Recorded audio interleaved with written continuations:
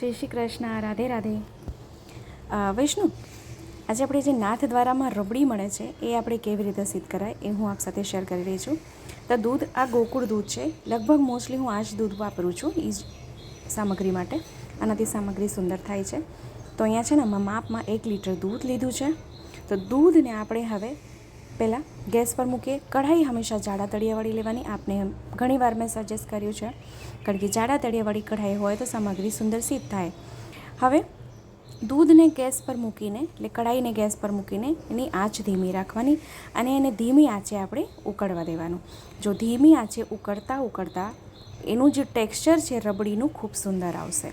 આપ એનું ટેક્સચર જો મલાઈ થતી જશે, સાઈડમાં જે મલાઈ થતી જાય એને ચાકુની મદદથી સ્ક્રેપ કરતા જવાનું, તો આ ટેક્સચર આવી જશે એનું. હવે આપણે અહીંયા સાકર, આ સ્ટેજ પર આપણે સાકર પધરાવી દેવાની છે. હવે 1 લીટર દૂધ હતું તો 1 લીટર દૂધમાં અડધો કપ અહીં સાકર પધરાવી દેવાનું. અને સાકર પધરાવ્યા પછી ખાલી સાકર ઓગળે એટલી વાર જ આપણે એને ગેસ પર રાખવાનું છે. તો દૂધ ઉકળવાની પ્રોસેસ લાંબી હોય છે એટલે એટલો વિડીયો મેં કટ કર્યો છે, પણ એનું ટેક્સચર આપજો, એનો રંગ જો, ખૂબ સુંદર.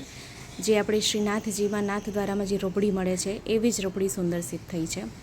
આમાં સુગંધી કે કંઈ પધરાવવાની જરૂરત નથી. બસ હવે આપણે ગેસની આંચને બંધ કરી દઈએ. રબડી મોસ્ટલી ગરમ જ હોય છે, પણ આપણે ઠંડી કરીને શ્રી પ્રભુને ધરવાની.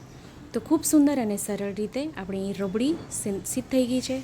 આપ બી આ સામગ્રી સિદ્ધ કરજો, શ્રી પ્રભુને ધરાવજો અને કમેન્ટ કરીને ચોક્કસથી જણાવશો કે વિડીયો આપને કેવો લાગ્યો છે. તો ફરીથી મળશું નવા વિડીયો, નવી સામગ્રીની સાથે. ત્યાં સુધી આપ સૌને મારા જય શ્રી કૃષ્ણ.